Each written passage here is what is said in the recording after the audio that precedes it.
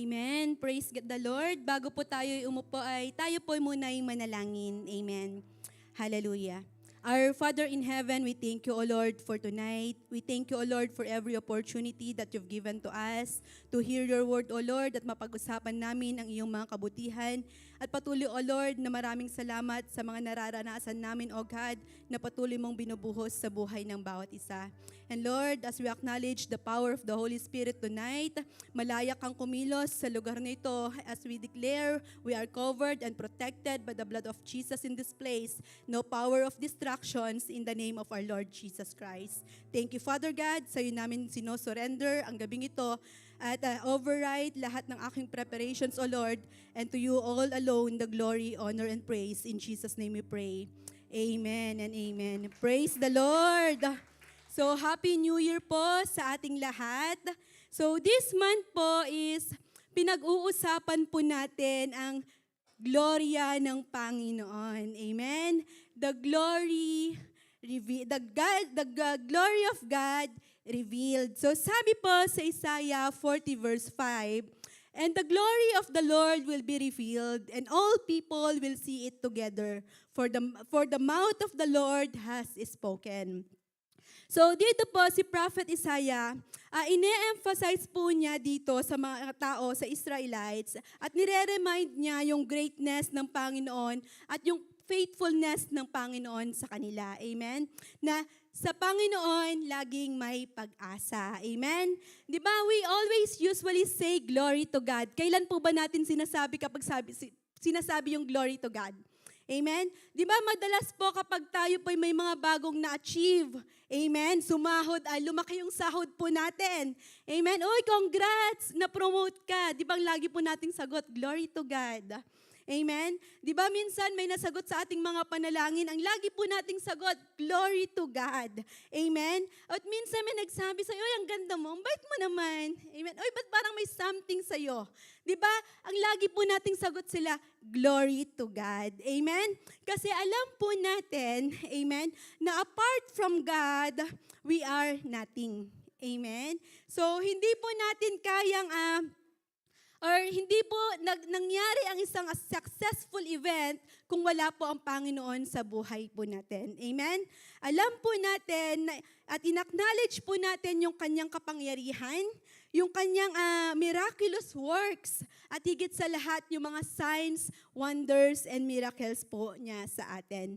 At higit sa lahat, alam din po natin na imposibleng mangyari ang isang bagay nang wala ang Panginoon sa buhay natin.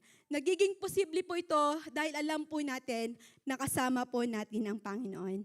So I just want to basahin po natin yung Exodus 3, 1-6. So example po dito kung paano po pinakita ng Panginoon yung gloria niya kay Moses. Amen?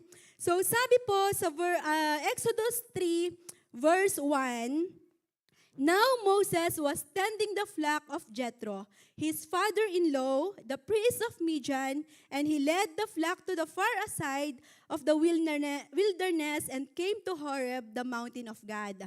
And then there an angel of the Lord appeared to him in flames of fire from within a bush. Moses saw that though the bush was on fire, it didn't burn up." Amen? So, kahit sino po siguro pag nakita po natin na ay may apoy sa may punong kahoy pero bakit hindi siya nasusunog? Amen? So si Moses po nung nakita po niyon, lalapitan ko, I will go over and see this straight side. Bakit yung punong kahoy na yan ay hindi nasusunog? Amen? So nilapitan po ni Moses kasi andun po yung, bakit kaya hindi nasusunog to? Amen? Pero may apoy, pero hindi nako-consume. Amen? So yun po yung bagay na usually na hindi po niya nakikita. Di ba kasi kapag sinunog mo ang isang bagay, nasusunog, nako-consume, nagiging apoy, ay nagiging abo. Amen? Pero that time, Nagtaka po si Moses, bakit hindi nasunog yung yung bush or yung punong kahoy? Amen? Kita naman po niya na nagliliyab yung puno na yon. Amen? So, si Lord po, nakatunghay kay Moses at alam niya nalalapit si Moses kasi andun yung curiosity ni Moses na bakit kaya hindi ito nako-consume pero nagliliyab. Amen? So, ang Panginoon po in verse 4, when the Lord saw that he had gone over to look, nakita po niya na palapit si Moses.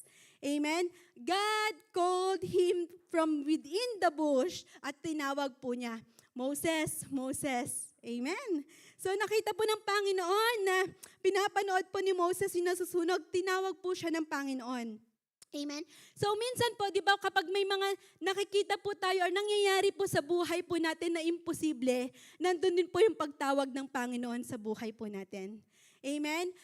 Kung para sa iyo, imposible yun eh. Pero naging posible sa Panginoon. Amen? So may pagtawag ang Panginoon sa atin. Makikita mo na yung gloria ng Panginoon is andon. Amen? And Moses said, "Here I am." Amen? And then ang sagot po ng Panginoon, "Do not come any closer," God said. "Take off your sandals, for the place where you are standing in holy ground." Then he said, "I am the God of your God, the God of Abraham, the God of Isaac, and the God of Jacob." And this, Moses hid his face because he was afraid to look at God. So kung makikita po natin, ang Panginoon, He revealed He who was. Amen? Pinakita po niya that His holiness. Amen? Pinakita po niya that He is the God of all generations. Amen? Na siya po ang Panginoon ni Abraham. Siya po yung Panginoon ni Isaac. At siya po yung Panginoon ni Jacob. At siya din po yung Panginoon ni Moses. Amen? So, He showed to Moses that He is the same God. Amen? Di ba sabi po nga doon na nothing changed. He is the God yesterday, today, and forever. Amen? Pinakilala po doon ng Panginoon who He is. In Matthew 22 verse 32, sabi po doon, Ako ang Diyos ng mga hindi patay. Amen? Pero ako yung Diyos na buhay. Amen? So, in Matthew 22 verse 32, sabi po doon,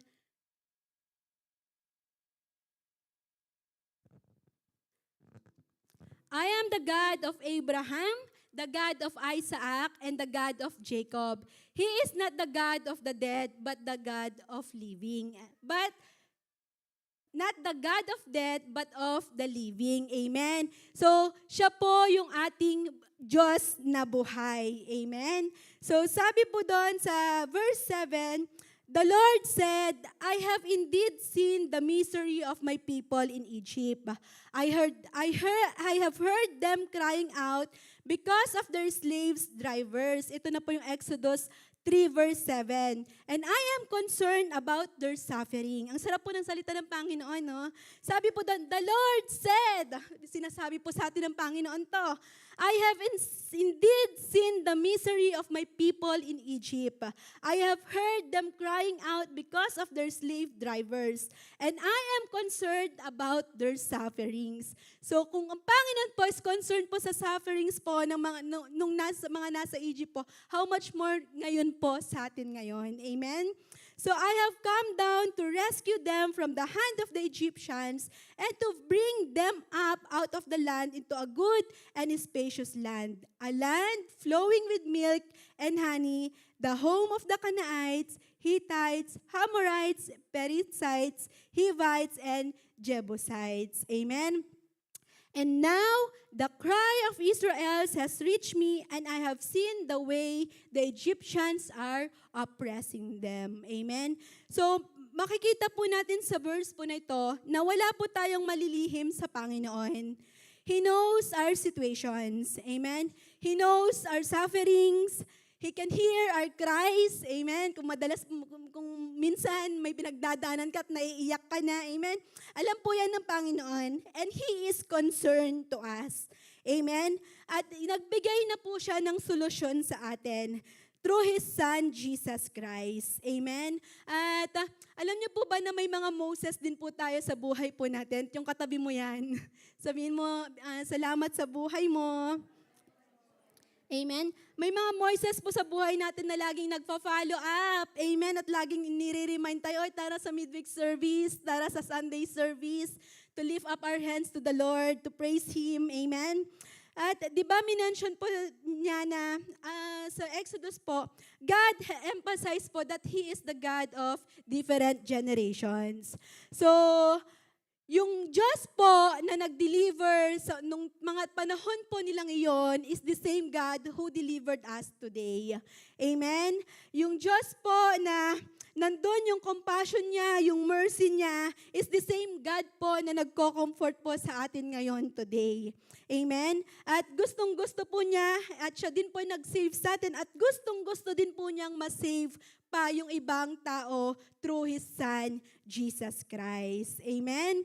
So, doon po nagsimula yung journey ni Moses, how God used him for His glory. Amen? At alam niyo po, nung nagsimula po yung journey ni Moses, meron pong pangako ang Panginoon sa kanya in verse 12. And God said, I will be with you. So, kapag po may mga journey tayo, God will never leave us. He is always with us. Amen? So ngayon naman po, God's glory revealed, paano naman po tayo magre-respond? Tanong mo yung katabi mo, how you will respond on God's glory. Amen? So unang-una po is we need to recognize His glory, His majesty, and holiness. Amen? So kapag po kasi nire-recognize po natin yung gloria ng Panginoon, yung holiness niya, yung majesty niya, nire-reveal po niya sa atin yung character po niya. Amen? His power at higit sa lahat yung kapangyarihan niya, yung kaya po niyang gawin sa buhay po natin. And when we acknowledge po, andun po yung fear po natin sa Kanya. Doon po nagsisimula yung takot po natin sa Kanya. Amen? Now we know what He is the most, nandun yung takot kasi alam mo po na siya yung pinakamakapangyarihan. Amen? Siya yung may gawa ng langit at lupa. Amen? And in Proverbs 9:10, sabi po doon,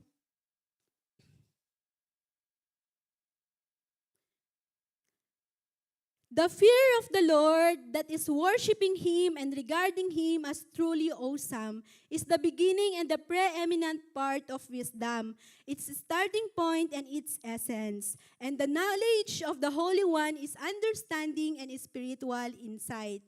So, yung fear to the Lord, ito po yung foundation po ng ating karunungan.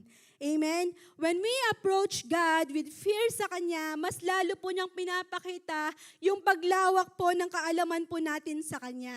Mas lalo po niyang pinapakita yung kaya po niyang gawin or yung kapangyarihan po niya sa ating buhay. Amen? At yung Kanyang gabanalan po, doon din po natin nauunawaan na yung mga bagay po na gusto niya or ipaintindi po sa atin is ipapaintindi niya talaga. Amen? Di ba po minsan may mga nangyayari po sa atin na hindi naman ito yung desire natin na mangyari. Amen? Pero ipapaintindi po ng Panginoon, ibibigyan po niya tayo ng wisdom na nangyayari to anak kasi this is the best for you. Amen? At doon po natin mararanasan at alam mong guided ka, kaya po tayo nakakasunod. Amen?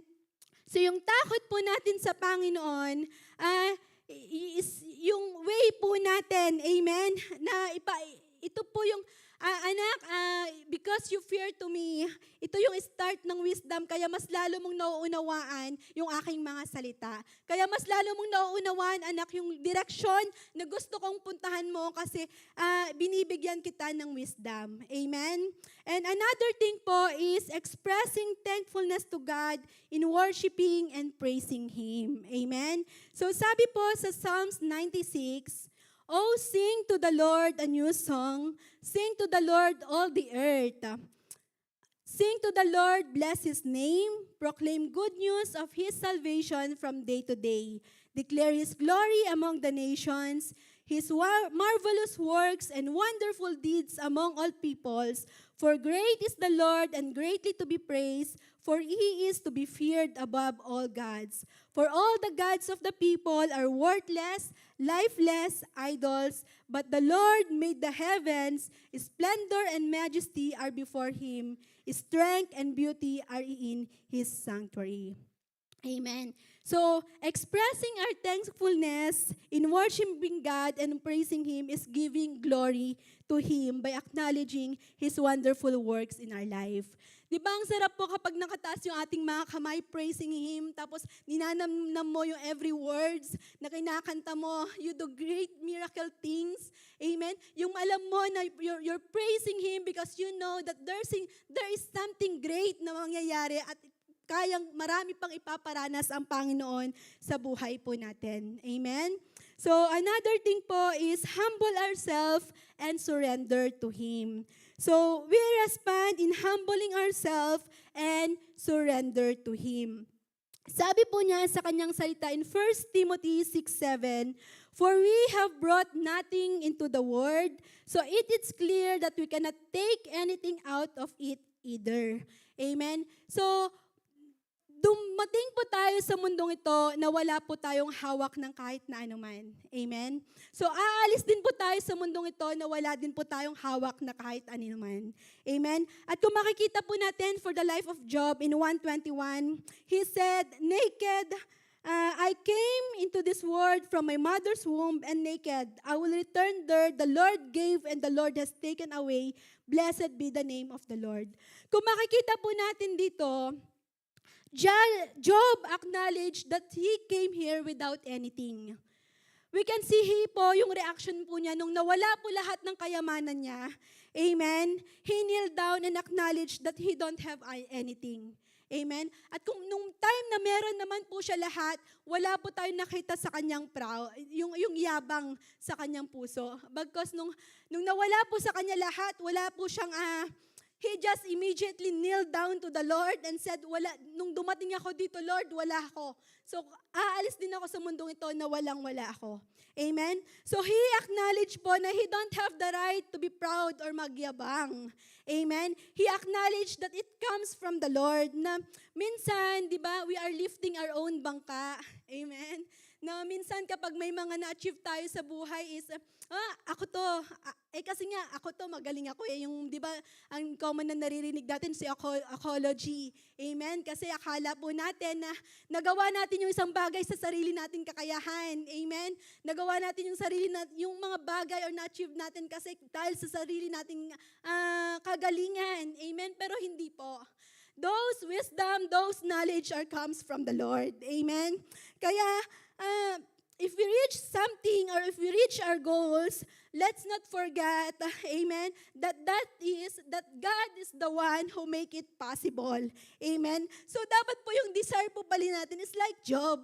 Amen? Na, nung time na meron siya lahat, he is a blameless. Amen? Pero nung isang saglit na nawala sa kanya, he acknowledged also, andun yung humble heart niya at in-acknowledge na that he don't have anything. Amen? Lahat po ng iyon ay galing sa Panginoon.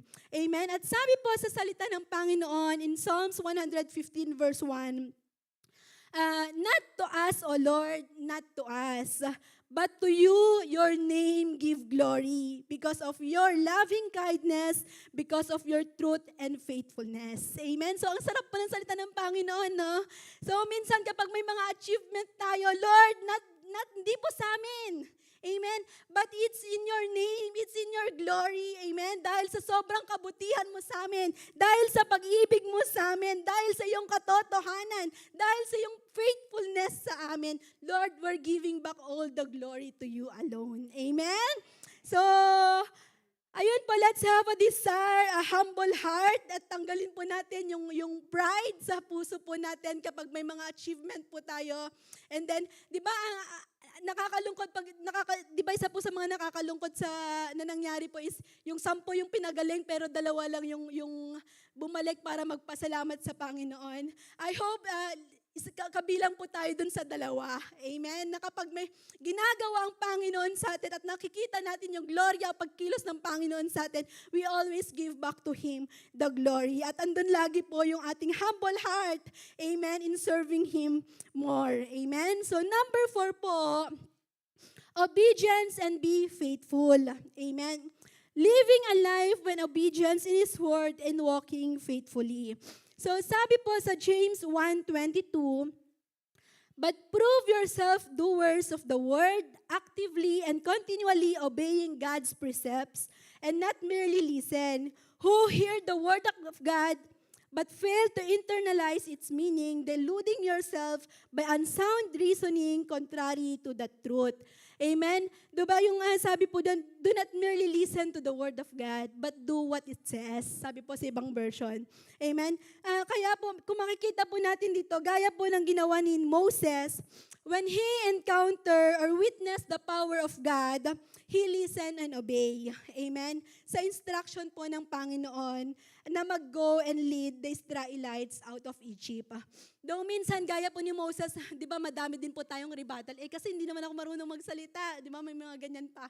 But the Lord said, just go and I will be with you. Amen? So makikita po natin dito na yung obedience po and faithfulness po natin sa Panginoon, magagawa po kasi natin yan kasi alam po na natin kung paano kumilos ang Panginoon sa buhay natin. Amen? Nakita mo na yung imposible naging posible. Nakita mo na yung mahirap pagalingin ng mga mundo, na pagaling ng Panginoon. Amen? Kaya po tayo nakakapag-obey. Amen? And with the help and empowerment of the Holy Spirit. And then another thing po is share the word and our experience and testimony. Amen? Sharing the word of God, sharing the good news of salvation through Jesus Christ, and living out our faith boldly, we can point others God's saving grace and reflect His glory. And sharing our testimony is giving glory to God. Amen?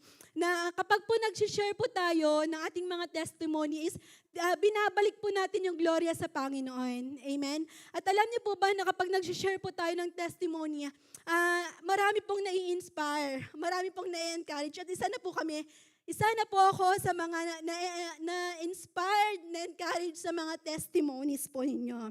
And sometimes po, we fail to recognize His glory. Bakit po kaya natin na-fail na i-recognize yung glory ng Panginoon? Amen? Some reasons po, we are focusing on our disappointments, discouragement, or situations. Amen? Minsan, hindi po natin makita ang pagkilos ng Panginoon kasi nakapokus ka dun sa disappointments mo. Kasi nakapokus ka dun sa unanswered prayer mo. Amen? Kasi nakapokus ka dun sa discouragement ng buhay mo. Amen? Pero minsan po, amen, God wants us po na wag po tayong mag-focus po doon. Like in Isaiah 40 verse 1. Kung titignan po natin yung book of Isaiah 40, it's about the comfort. Amen?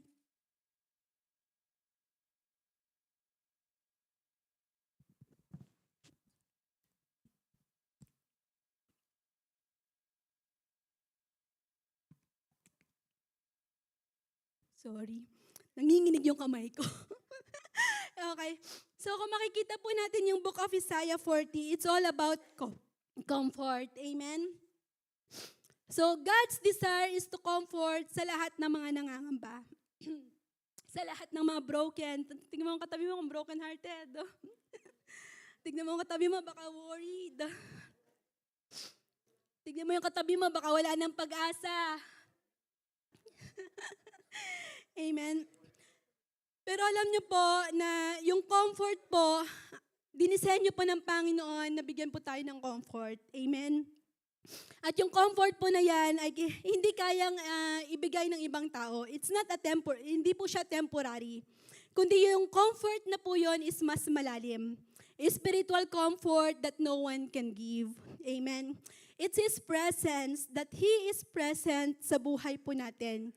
Yung faithfulness po niya sa kanyang salita, how He can fulfill His promises in our life. At yung comfort po na yan ang nagbibigay ng kalakasan, amen, ng pag-unawa, ng kapayapaan, at higit sa lahat, yan po yung comfort na kaya-kaya mo siyang pagkatiwalaan whatever your situations. Amen. Pinapakita po dito ni Isaiah na, hey, yung Panginoon natin may restoration. Hey, sa Diyos natin may deliverance. Amen. At yung anumang troubles na pinagdadaanan natin, yung comfort na yon, yung assurance na hindi tayo iiwan ng Panginoon. And He is on control. Amen. So I just want to share po a testimony. Amen. So praise God. Tapos na po ako. Nag-practice ako, umabot akong 35 minutes. Pero I just want to thank the Lord, to testify po how God comforting us bilang mag-asawa. Amen. So, as you can see po, si Jeremiah Caleb, he's already 4 years old. Amen. And he speak a few words pa, which is dapat po is his, but sa age po niya kasi dapat na he can construct sentences na. Amen. So dumating po sa point namin na we even question each other sa kaming buhay mag-asawa kung may pagkukulang ba kami mag-asawa. Amen. Na bakit hindi pa nagsasalita si Caleb ng diretsyo, but he's talking word by word. Amen. Pero alam niyo po, kinomfort po ako ng Panginoon. Sometimes, hindi ko din po sabi nga ni Pastor, it's a challenging kasi may gusto po siya, hindi niya ma-express kung ano yung gusto niya. Amen. Hindi niya ma-express by words. He has a lot of thoughts, pero hindi niya ma-express by words. So parang, sabi ko, Lord, alam niyo po yung comfort ng Panginoon sa buhay namin mag-asa. Dumating pa po sa point na magpapatingin na ba kami or magpapa-check up na ba kami. Pero alam niyo po, nilalaban po namin yung faith namin sa Diyos kasi alam namin that, di ba sa Bible po, kasi ang pinahawakan ko po sa Bible, di ba po yung dinudugong babae na 12 years, di ba nagpunta po siya sa different doctors, amen, pero naubos lang yung kayamanan niya sa mga doctors na yon, and only Jesus healed her, amen. So yun po yung pinahawakan ko sa salita ng Panginoon. At alam niyo ba, kinumfort po ako ng Panginoon na, anak, sabi niya, in due time, mas madaldal na yan sa'yo. Amen. And one time, naalala ko po nung habang meron pong prayer and fasting sa pastoral. Amen, na parang nagkaroon po tayo ng mini EGR, kung natatandaan niyo po iyon, na talagang nangusap po ang Panginoon sa akin that time, and He said, whatever you ask in prayer, you will receive it. So masarap po kapag may pinanghahawakan tayong salita ng Panginoon, that it will totally comfort you. Amen. So challenge po sa aming mag-asawa, pero alam niyo po yung I praise God. Isa po sa mga pinagpapasalamat ko sa Panginoon, and I'm giving back all the glory and honor and praises sa Kanya that He surrounded us, you all, sa aming mga buhay. Alam niyo po kung bakit? Kasi, di ba kapag wala, nasa worldly ka kasi, you will hear negative. Marami kang maririnig na negative, but pag surrounded ka po ng tao ng Panginoon, you will ma-strengthen yung faith mo kasi, hindi magsasalita din yan. Hindi, ganyan din yung anak ko noon, ganyan din yung alaga ko. So yung mga testimony po ninyo, yun po yung nakikita namin na, Lord, thank you kasi pinapakita mo na walang imposible nangyari sa kanila, Panginoon, mangyayari din sa amin. Amen. And alam niyo ba, Jeremiah Caleb is an answered prayer to us at talagang siguro po sabi ko, Lord, tinuturuan mo kami mas maging mahabang pasensya naming buhay, kami naming buhay mag-asawa. Amen. Yung pasensya po namin kasi talagang minsan, may gusto siyang sabihin pero he cannot express kaya dadaan niya sa pag-iyak. Amen. But I just want to give back all the glory and honor po sa inyong lahat na patuloy na nananalangin at patuloy po na pinapalakas yung pananampalataya namin sa Diyos at alam namin na with Him, amen, nothing is impossible at ang gloria ng Panginoon ang patuloy na marireveal sa buhay ng bawat isa. So to God be all the glory po. Tinatawagan ko po si